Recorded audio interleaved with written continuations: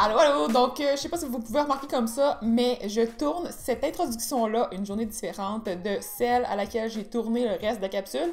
Parce que je me suis rendu compte que c'était un peu trop long, fait que j'ai découpé en deux. Donc, la capsule précédente dans laquelle je vous parlais des boîtes à lunch, j'ai sectionné la section avec ma philosophie du meal prep. Ça va être ça le sujet de la capsule d'aujourd'hui. Donc, je vais vous laisser sur les images de cette partie-là de la capsule. Et je vous dis aussi de ne pas oublier non plus de vous abonner à ma chaîne pour pouvoir voir la suite dans laquelle je vais vous partager 8 étapes super pratiques pour faire du meal prep de façon efficace et sans gaspiller. Maintenant, pour la deuxième section de cette capsule-là, c'est qu'est-ce que c'est exactement le meal prep et comment ça fonctionne pour moi. Je vais vous dire que moi, j'ai pas la même définition du meal prep que tout le monde. Généralement, quand on pense à ça, on va penser à se faire des repas tout préparés, portionnés, donc dans des contenants qu'on va étager dans notre frigidaire avec tous les repas qui sont dans le même contenant. Par exemple, vous allez avoir votre protéine, votre légume et votre grain entier dans le même repas. La portion va être prédéterminée, puis c'est ça que vous allez manger. Donc, qu'est-ce qu'il y a dans le repas? Vous allez prendre ça, mettre ça dans votre boîte à lunch, ça va être fini. Bon, c'est sûr que c'est plus facile au moment d'arriver au repas, mais moi, je pense que c'est pas nécessairement la meilleure option parce que dans ces cas-là, on va pas choisir la quantité de nourriture qu'on va manger, puis on va pas choisir non plus l'assaisonnement, qu'est-ce qu'on a vraiment envie de manger comme en termes de combinaison d'aliments, tout ça. Donc, je pense que c'est pas nécessairement si adapté aux réels besoins qu'on a. Parce que moi, ça m'arrive, par exemple, le soir d'arriver puis de faire « Ah, j'ai pas tellement envie de manger le repas que j'avais prévu. » Donc, je change un petit peu puis je sors un peu de ce que j'avais prévu, j'ajoute d'autres choses puis tout ça. Donc, je pense que c'est le fun d'être un peu plus flexible, même si on a une certaine organisation. Donc, pour moi, le meal prep, ça permet de préparer à l'avance certains éléments du repas. Certains trucs qui sont plus longs à faire, des préparations qui sont plus fastidieuses, par exemple les recettes qui sont plus longues à faire cuire et tout ça. Donc, vraiment, ça va nous faciliter la vie, ça va nous épargner du stress, puis ça va aussi réduire le gaspillage alimentaire parce qu'on va avoir déjà préparé les aliments, donc on ne va pas les oublier aussi facilement au fond du frigo. C'est sûr que les fruits, par exemple, ou certains légumes, ils vont durer quand même assez longtemps au frigo, mais c'est le fun de les avoir déjà préparés comme ça. On va le savoir que là, ils sont juste là, sont super accessibles, donc on peut les manger en crudité ou en collation. C'est super intéressant.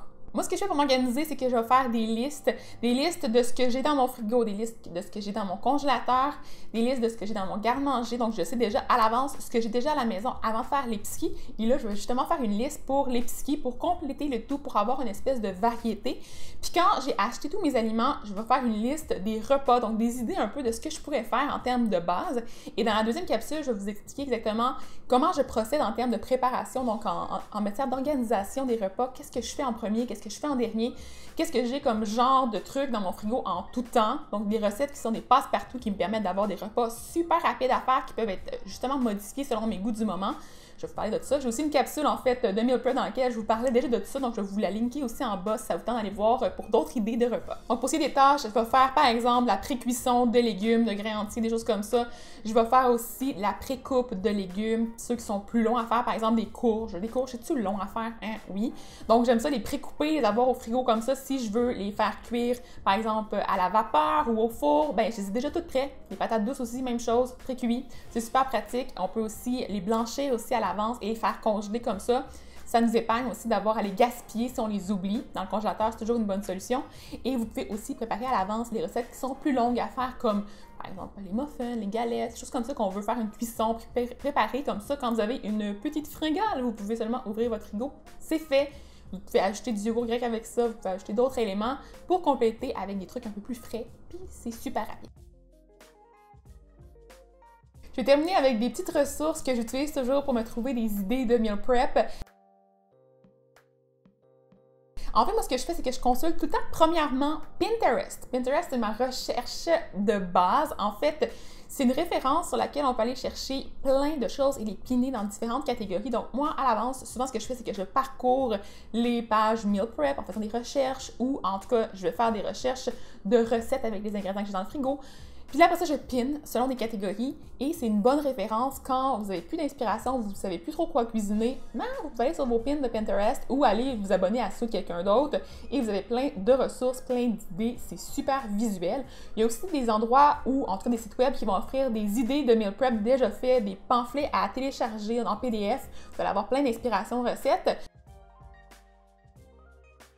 Ensuite, je vais aller voir Instagram. Instagram, il y a aussi une façon d'enregistrer des images dans votre banque d'images. Donc, ce que vous pouvez faire, c'est cliquer sur le petit onglet, je vais vous le montrer à l'écran, puis vous enregistrez dans des catégories. Donc, moi, je me fais plein de catégories avec, par exemple, mes recettes de beignes santé, mes recettes de bol repas. En tout cas, plein d'idées comme ça. Puis ensuite, quand je vais faire du meal prep, ben j'ai toutes les images, donc c'est super visuel. Puis là, vous pouvez voir quels ingrédients vous pouvez intégrer avec la recette, qu'est-ce qui va fitter ensemble, donc c'est vraiment super le fun. Ensuite, ce que je vais regarder, c'est YouTube parce que, bon, je vais pas prêcher pour ma paroisse, mais c'est une bonne référence en termes d'inspiration. Vous pouvez les regarder les vidéos en faisant autre chose. Si vous voulez, par exemple, vous relaxer, mais vous voulez avoir quelque chose comme inspiration en background, vous pouvez toujours partir une vidéo. Vous allez avoir des petits hints, des idées comme ça rapides. Il y a plusieurs chaînes que j'aime beaucoup et que je suis. Je vais essayer de vous en mettre dans la barre d'infos en bas, mais qui me donnent beaucoup d'inspiration. Par exemple, Alice, je vais la suivre tout le temps, je vais la regarder, elle fait beaucoup de trucs végétaliens. Donc, je vais vous mettre plein d'inspiration en bas, vous allez avoir plein d'idées. Je suis certaine que vous allez trouver votre compte autant du côté américain, canadien, anglais que du côté plus francophone. La dernière chose que je vais regarder, c'est Facebook, mais je ne regarde pas vraiment le fil d'actualité pour ça. Ce que je regarderais, c'est plus les groupes. Il y a vraiment une tonne de groupes de soutien, d'inspiration, de motivation. D'ailleurs, il y a celui d'Ève Martel qui s'appelle En santé avec Ève, si ça vous tente d'aller vous abonner là-dessus. Il y a aussi le mien qui s'appelle Défi mieux-être et confiance. Je ne suis pas très active là, pas autant qu'Ève, mais ça peut donner des idées si ça vous tente d'aller là. Et je pense que c'est des belles communautés qu'on devrait continuer à chérir. C'est terminé pour ma deuxième partie de la première vidéo dans laquelle je vous expliquais un petit peu ma philosophie du meal prep et c'est une belle introduction pour la prochaine vidéo dans laquelle je vais vous donner mes 8 étapes pour faire du meal prep de façon efficace et vous allez voir que c'est vraiment très facile. Donc, je vous suggère de vous abonner à ma chaîne pour ne pas manquer ça. N'oubliez pas non plus de commenter si vous avez une philosophie différente par rapport au meal prep, si vous avez des trucs aussi que vous pensez que j'ai oublié de mentionner qui pourraient peut-être aider d'autres personnes. Et c'est pas mal ça. Donc, je vous souhaite de passer une super belle fin de journée et à la prochaine! Bye!